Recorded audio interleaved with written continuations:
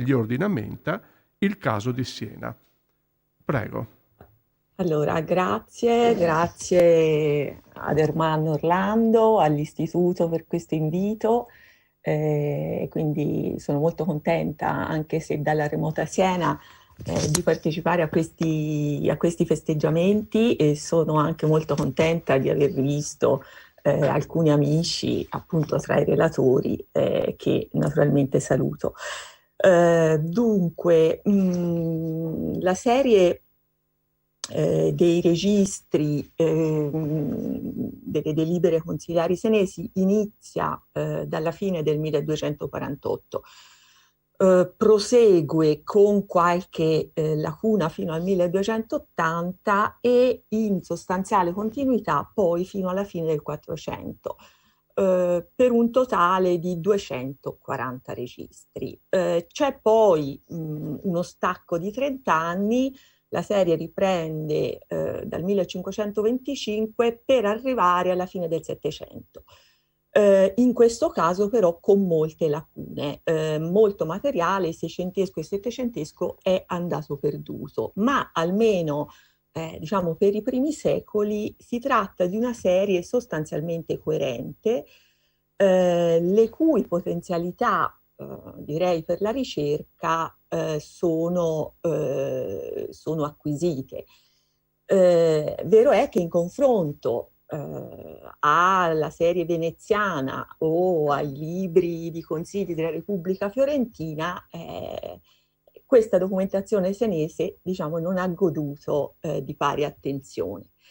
Molti estratti delle delibere consiliari si trovano all'interno o in appendice a monografie dedicate anche agli aspetti più vari della storia cittadina, e questo a partire direi dalla fine dell'Ottocento, quando alcuni studiosi locali e non cominciarono proprio a corredare le loro ricerche, si trattasse di lavori di taglio antiquario ed erudito, sia diciamo di ricerche invece più consapevoli di storia economica, sia di indagini prodotte in ambiente extra italiano, penso per esempio al volume di Luscher, cominciarono appunto a corredare i loro lavori con apparati documentari importanti in cui trovarono posto come pezze d'appoggio alla ricerca estratti delle delibere senesi. Anche la storiografia diciamo più recente, che ha attinto ampiamente a questi registri. Naturalmente potrei fare molti esempi di come l'uso di questa fonte abbia permesso agli studiosi di arrivare a risultati importanti, ma naturalmente non ne ho qui la possibilità. Dunque anche la storiografia recente, quando pure ha proceduto ad edizione di testi, non ha diciamo invertito questo carattere del tutto episodico che marca, per così dire, la storia, no? La vicenda editoriale dei registri del Consiglio Generale di Siena. Conviene semmai accennare, e solo per riprendere il filo di una sollecitazione che mi viene dall'aver ascoltato la relazione di ieri di Gianmaria Varanini, conviene invece accennare al lavoro di regestazione compiuto in quella stagione, diciamo, barocca e illuministica, quando il proprio lavoro degli eruditi condotto su testi medievali si concretizzò anche a Siena in vasti spogli, regesti, trascrizioni manoscritte che interessarono anche i registri del Consiglio Generale. Dunque, grazie ad un importante cantiere di tradizione municipale ed erudita avviato su questi registri di delibere nel corso del Settecento e poi proseguito nel secolo successivo anche per mano di Cesare Paoli, appunto una figura competente che è stata peraltro ieri richiamata, noi oggi possiamo diciamo contare su 10 volumi manoscritti che restituiscono questo lavoro di regestazione dai primi registri, quindi degli anni 48-49 fino a metà 500, quindi sostanzialmente fino alla caduta della Repubblica, fino alla fine della democrazia comunale. ma non posso insomma su questo attardarmi. Dirò che grazie a contributi diversi e di diverso taglio che si devono anche a generazioni diverse di studiosi, sono direi ben conosciute le linee di sviluppo dell'istituzione, le linee di sviluppo del Consiglio Generale. Naturalmente non imporrò una rassegna bibliografica, mi limito a dire che l'incrocio di momento analitico con lavori di sintesi anche in ottica comparativa e su quadranti extraregionali, e qui invece mi è doveroso ricordare i lavori di Lorenzo Sanzini o quelli peraltro già richiamati, quello già richiamato di Massimo Sbarbaro, appunto sulle delibere dei consigli dei comuni cittadini italiani, ci hanno restituito un quadro appunto dell'evoluzione del Consiglio, della sua attività, del suo significato politico e delle sue scritture, su cui naturalmente devo procedere con molta fretta, quindi riprendo in estrema sintesi qualche elemento per portarlo insomma alla conoscenza diciamo di tutti, prima di concentrarmi sul punto molto specifico e anche cronologicamente circoscritto su cui vorrei portare invece la nostra attenzione per una prima esplorazione del problema, ovvero l'emersione di una tipologia legislativa innovativa che dialogava con il Consiglio Generale, trovando appunto nel Consiglio il luogo della sua legittimazione, come ovviamente era normale. Dunque l'istituzione del Consiglio a Siena precede largamente i primi registri conservati, perché la prima indiretta traccia dell'esistenza di un consesso assembleare è del 1176. Sulla composizione di questo consilium abbiamo una prima lista dei suoi membri nel 1203, sono 150 uomini che sottoscrivono un atto al di fuori della convocazione dell'assemblea, che invece compare nella sua propria funzione deliberante nel 1221. Nel 1262, al tempo del Costituto Ghibellino, la forza numerica dell'assemblea era stabilita in 300 uomini, almeno per metà abstricti et iurati populi senensis. Il Consiglio ingrossava in occasioni speciali, era la cosiddetta radota, in origine costituita da 20 uomini per ciascuno dei 3 terzi cittadini, poi 40, poi 50, dunque un numero soggetto a fluttuazioni che poteva portare l'Assemblea ad un totale effettivo di 450 componenti. Una giunta che, dirò, non modificava il primato dei gruppi, delle famiglie già rappresentati nel corpo ordinario. Vale la pena sottolineare come la storiografia abbia molto insistito sul controllo esercitato dall'esecutivo sull'assemblea e dunque sulla posizione di subalternità di quest'ultima rispetto ai collegi ristretti di governo, collegi che si riservarono a partire dagli anni '80 assieme ai dirigenti di Pitkerna, i consoli di mercanzia, i consoli dei cavalieri che costituivano i cosiddetti ordini della città, la nomina appunto dei consiglieri. La scelta compiuta dai 9 assieme agli ordini rafforzava l'orientamento di questi 9 in direzione di quegli interessi mercantili e finanziari in cui emergevano nettamente alcuni segmenti nobiliari. Ma questa caratterizzazione, proprio questa caratterizzazione, io credo, del Consiglio senese, può rendere interessante lo studio della dinamica consiliare. proprio per valutare insomma, il ruolo dell'Assemblea, il comportamento dei consiglieri, dei suoi componenti, nei meccanismi di legittimazione del gruppo dirigente, nei processi di costruzione anche della comunicazione politica, nonché per verificare proprio nel concreto la capacità di questo consesso di farsi laboratorio di discussione, orientando e validando la produzione normativa.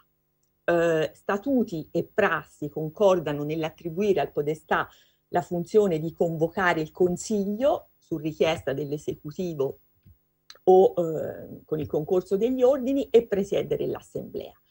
Prima del Consiglio il Podestà, recita lo Statuto, deve far scrivere la proposta degli articoli presso il Palazzo del Comune, pena di invalidità del deliberato.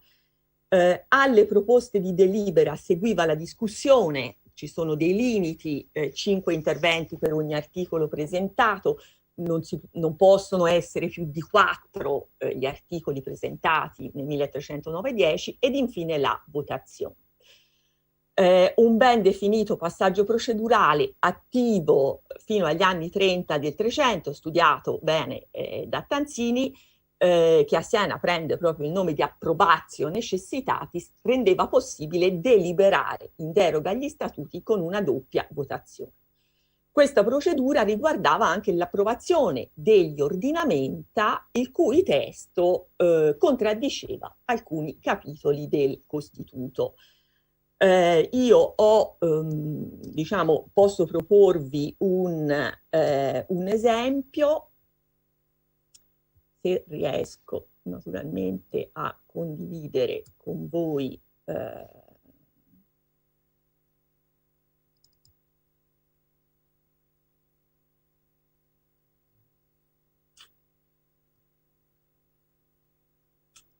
non so come mai non trovo il mio PowerPoint.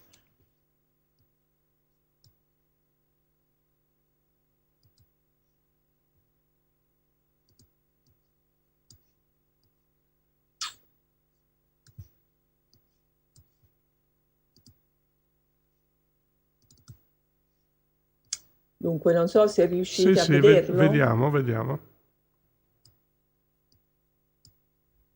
Sì. Quindi riuscite a vedere il PowerPoint benissimo. Dunque, appunto vi propongo un po' un esempio tratto da un verbale, un consiglio generale del 1300. Diciamo nel momento della sua stabilizzazione il formulario utilizzato per la registrazione delle delibere del Consiglio generale rispecchia uno schema e una modalità di scrittura diciamo che è ben conosciuta, naturalmente l'invocazione del nome di Dio, la data della seduta, il formulario di convocazione, qui c'è il Podestà in carica, Uberto da Sala da Brescia, che prima di illustrare le proposte specifica che queste proposte sono state vagliate dalla Biccherna. E questo è diciamo un elemento che troviamo in tutti i verbali. Il Podestà poi, vedete, legge all'Assemblea 3 capitoli di statuto su 3 diverse materie. Queste materie riguardano le opere di acconciamento delle mura, la questione annosa dei carnaioli, l'officio viarum.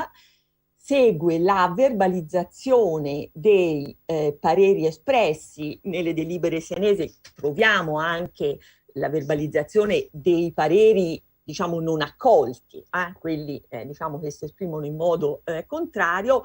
Qui abbiamo soltanto un consigliere che prende la parola, soltanto il parere di questo notaio Sergoro Ghiberti è verbalizzato. Sergoro Ghiberti sostanzialmente demanda tutto alla decisione dei 9.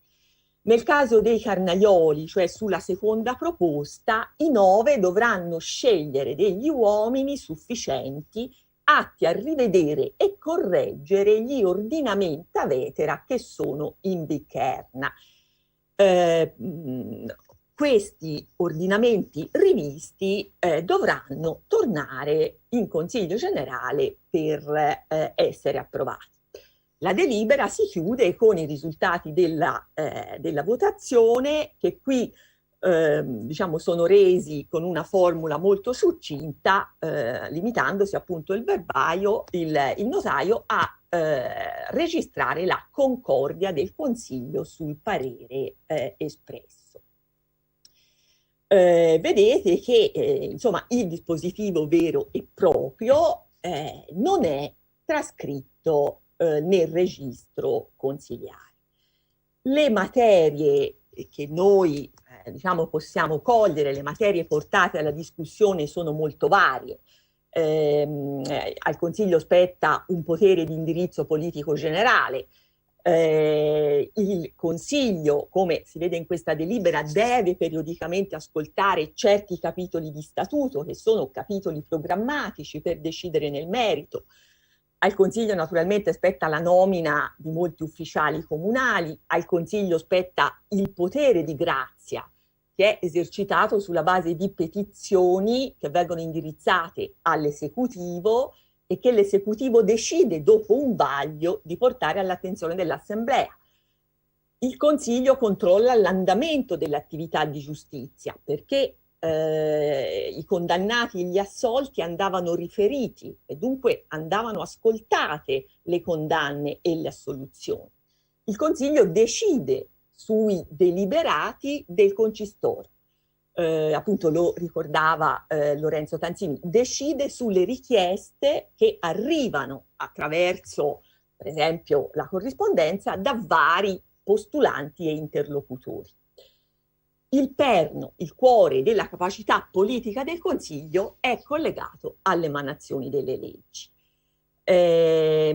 La prima normativa statutaria cittadina senese sappiamo che viene aggiornata grazie ad un periodico lavoro di revisione nell'ambito del Consiglio della Campana, siamo agli inizi del 200, con le decadi centrali del 200, come hanno ben ricostruito Giorgio e Capelli nell'ambito del lavoro che stanno conducendo per l'edizione del codice statutario detto del buon governo. Dunque, con le decadi centrali del 200 entrano nel nostro campo visivo tutti i protagonisti che per decenni poi saranno impegnati nel processo di redazione statutaria. E questi protagonisti sono a Siena sostanzialmente l'ufficio dei 13 emendatori, che sono appunto incaricati della revisione annuale del Costituto, giuristi e notari. Questi 13 emendatori sono eletti da 3 consiglieri estratti a sorte. Il frutto del loro lavoro veniva sottoposto all'esame del Consiglio della Campana, consiglio che in quell'occasione veniva allargato alla partecipazione degli stessi 13, nonché, diciamo, di alcune figure emergenti cittadine. Ogni singola proposta di modifica del testo normativo doveva essere approvata da una maggioranza qualificata di 2/3. Ora, una cesura in questo quadro che ho veramente rozzamente descritto si osserva con l'avvento delle signorie collegiali degli anni '80. Questa, diciamo, cesura, i tratti fondamentali, insomma, di questa cesura sono il fatto che i 13 che mantennero le loro funzioni furono eletti dall'esecutivo, che venne abolita l'obbligatorietà della revisione annuale del Costituto da parte dei 13, una decisione che potrebbe aver contribuito anche alla rarefazione proprio dei codici che si riscontra dal 1299, no? Data in cui appunto venne abolita questa obbligatorietà. Insomma, a fine 200, sul piano proprio dei contenuti della produzione normativa, gli interventi dei 13 svolgevano un ruolo ormai circoscritto. Dunque, proprio nel contesto di questo processo di trasformazione che in qualche modo interessò il sistema di aggiornamento e produzione basato sui 13 e sul loro prodotto naturale. Il loro prodotto naturale era il grande codice di statuti annuali. Quindi è proprio in questo contesto che si avviò una procedura di redazione scritta e di custodia in registro, in cui furono raccolti i testi normativi votati in consiglio. Cioè dall'attività consiliare in qualche modo cominciò ad estrarre, organizzandolo in registro, il lavoro legislativo di commissioni ad hoc, un lavoro naturalmente vagliato ed approvato dall'Assemblea, spogliato delle discussioni e delle procedure di voto. Una norma disciplina la materia per la prima volta alla fine degli anni '80, la potete leggere. La norma prescriveva che il Camarlengo e i 4 di Picherna facessero appunto registrare e scrivere in quodam libro ad hoc deputato omnia et singula ordinamenta approvati in consiglio. Il libro doveva essere custodito in Picherna, pubblice, cioè aperto alla consultazione, aperto all'uso, anche se sappiamo che gli ordinamenta venivano letti in città da un ufficiale, proprio deputato e pagato dal comune. La pubblicazione doveva avvenire entro 15 giorni dal momento della loro approvazione, a cura del notaio che li aveva letti in consiglio. Una aggiunta del 1305 obbligava il notaio a consegnare ai 9 il libro originale degli ordinamenti. Sono pervenuti 3 registri di ordinamenta che sono indicati a Siena, insomma, rispettivamente come Statuti Siena 4, 15 e 23. Sostanzialmente Statuti 15 rappresenta la continuazione del primo, potete leggere insomma la datazione in questa slide. Il terzo registro si riferisce ad un periodo successivo, contenendo appunto ordinamenti dal 1323 al 1339. Questo manoscritto è stato indicizzato una quarantina di anni fa da Ascheri Ottaviani e si tratta praticamente dell'unico lavoro compiuto su questo materiale, che peraltro insomma è un materiale molto noto agli studiosi. Dunque in questi 3 manoscritti sono rilegati insieme, senza seguire un ordine cronologico o tematico, fascicoli contenenti provvisioni inerenti temi e materie estremamente diverse fra loro. Ordine pubblico, pacifico Stato, custodia della città, danno dato, politica degli approvvigionamenti alimentari, controllo del commercio, incendi, banditi, fiscalità, debito pubblico, riforme giudiziarie, disciplinamento delle spese suntuarie, eccetera, eccetera. Dunque sono registri che in qualche modo traducono la tendenza a provvedere alla regolamentazione per legge di tutte le questioni, di tutti i problemi giudicati rilevanti in un certo momento. I testi di questi ordinamenta sono redatti in corsiva minuscola con attestazione notarile, li ho contati, siamo di fronte a 371 provvedimenti che si distribuiscono su 1470 carte. Il codice 4 e 15 sono dotati di un rubricario a testimoniare proprio l'intenzione di semplificare il reperimento dei contenuti normativi all'interno del libro. Il rubricario di Statuti 4 fu aggiornato solo in parte, come si vede, quindi risulta incompleto rispetto al contenuto del codice, mentre invece in Statuti 15 è completo. Ora, i testi di questi ordinamenta sono essenziali per cogliere il momento finale dell'iter di formazione dei provvedimenti. Per le fasi precedenti risultano indispensabili i verbali del Consiglio Generale. Indispensabili, come dire, per molti motivi. Partiamo però brevemente da questi, appunto da questi codici. Intanto dirò che seguono un formulario e un ordine che è sostanzialmente rispettato. Dopo l'apertura vi è il richiamo alla commissione, i commissari sono qualificati come sapientes, discreti, buoni e legali, talvolta onorevoli, vengono sempre eletti per terzo, quindi rispettando un criterio di rappresentanza territoriale.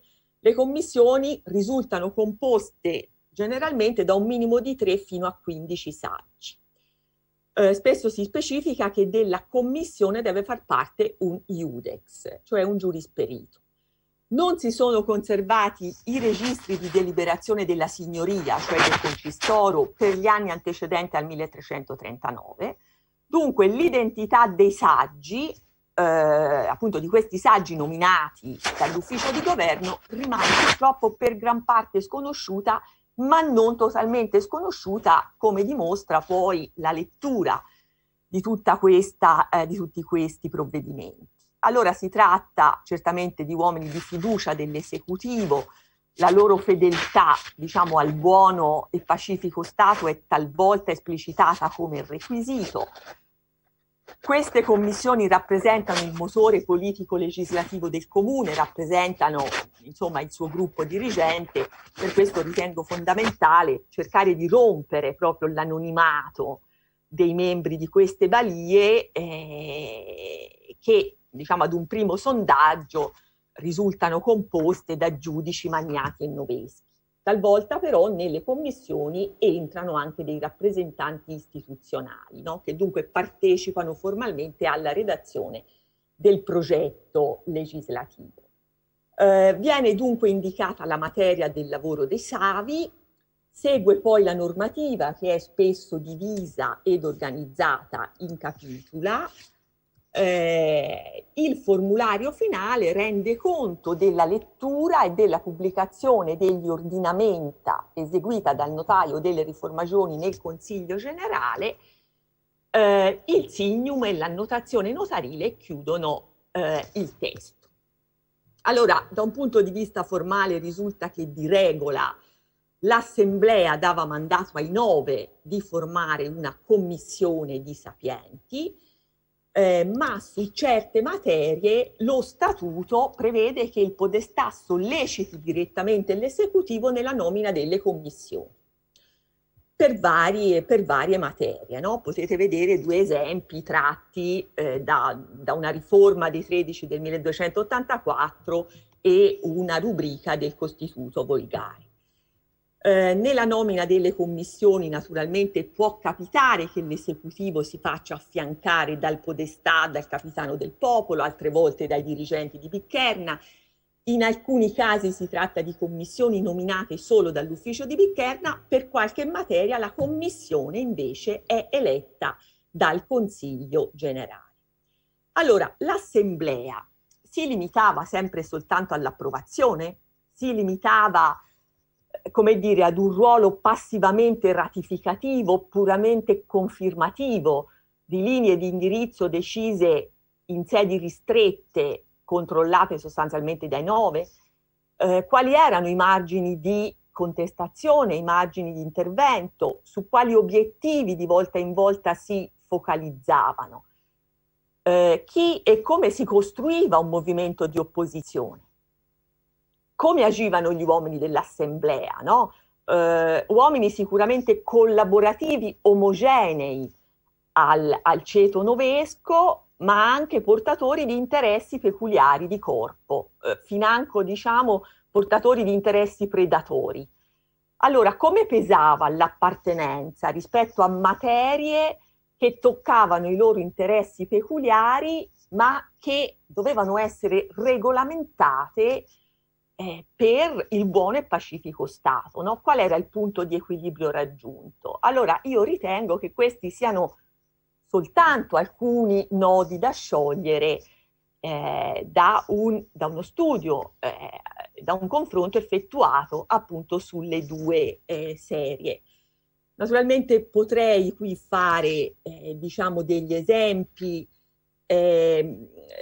di come è possibile, no, valutare l'intervento dell'assemblea su questi prodotti normativi. Qui vi ho diciamo inserito il caso delle provvisioni riguardanti il disciplinamento dell'attività dei carnaioli, che sono portate in approvazione nel 1298, che peraltro è un momento in cui le tensioni tra il comune e le arti avevano raggiunto un livello critico. Dunque vengono letti in consiglio gli ordinamenta relativi appunto al tema, che sono stati elaborati dalla solita commissione ex balia concessa dal Consiglio ai 9, si esprimono 2 consiglieri che propongono di inserire delle additiones a quel testo normativo. Il testo degli ordinamenta in Statuti 4 vediamo che recepisce l'integrazione dei 2 iudices. Allora, il controllo tra gli ordinamenta e il relativo registro consiliare non è sempre possibile, ma le possibilità di confronto tra le 2 serie sono ampie e dunque a mio parere offrono un laboratorio importante, certo per approfondire questioni e nodi citati anche da Lorenzo Tanzini, no? Il consenso, il dissenso, dietro l'iter procedurale, ma ci danno, diciamo, questo controllo finalmente, io direi che ci dà l'occasione di dare, come dire, un corpo, no? Di dare consistenza al fantasma che si agita nei verbali. Cioè il testo degli ordinamenta, un testo che ovviamente si presenta al Consiglio in forma scritta, è un testo che viene letto, è un testo che rimane nelle delibere consiliari dietro le quinte. Noi vediamo il notaio che legge, vediamo i notai, scusate, i consiglieri che ascoltano, vediamo che si alza un dibattito, si dice che il testo deve essere integrato o che può essere accettato così com'è, ma tutto questo movimento non serve a darci il testo degli ordinamenta, che invece appunto possiamo recuperare grazie a questa serie. Dunque io arrivo brevemente alla conclusione per dire che nel corso del 200 il potere legislativo viene sempre più esercitato tramite commissioni di savi e ordinamenta, e le materie su cui si legifera sono dettate dallo statuto, sono dettate dalla convenienza, sono dettate dall'utilità politica, sono dettate dall'emergenza. Le notizie di ordinamenta perdute si moltiplicano a partire dagli anni 20-30 e sono numerose le tracce proprio negli stessi verbali dei consigli a partire dagli anni 50. Insomma, la tendenza già manifestatasi dai primi decenni del secolo, i primi ordinamenta noti sono del 1208, acquisisce una più precisa definizione. Sulla base, diciamo, di un sommario excursus che ho compiuto sulla documentazione, diciamo a partire dagli anni 80, la forma ordinamentum si rivela particolarmente adatta per intervenire sul magma dei problemi e delle questioni. Basti dire, e diciamo con questo chiuderò, che il passaggio istituzionale che sancì la primazia della mezzana gente con l'esclusione dei magnati dal governo avvenne per il tramite di ordinamenta super reformazione e bono status civitatis senarum. Ordinamenta redatti da una commissione di 3 giudici e 5 magnati che furono approvati nel Consiglio Generale della Campana il 28 maggio 1278.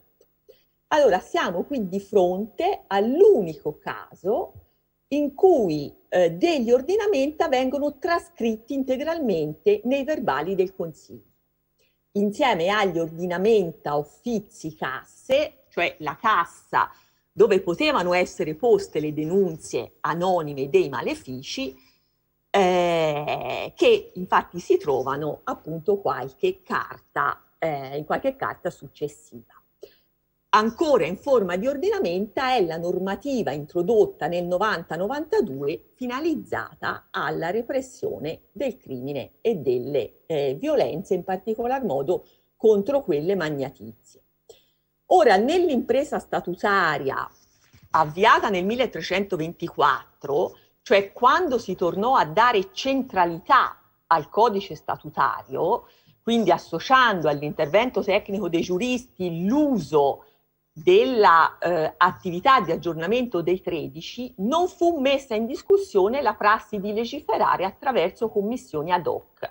Infatti appunto si disse che nel nuovo codice, che poi, come appunto ha studiato Giorgi, sarebbe entrato in vigore nel 1344, dovevano confluire ordinamenta quae compununtur cosidie e postea. Grazie e mi scuso per l'eccessivo.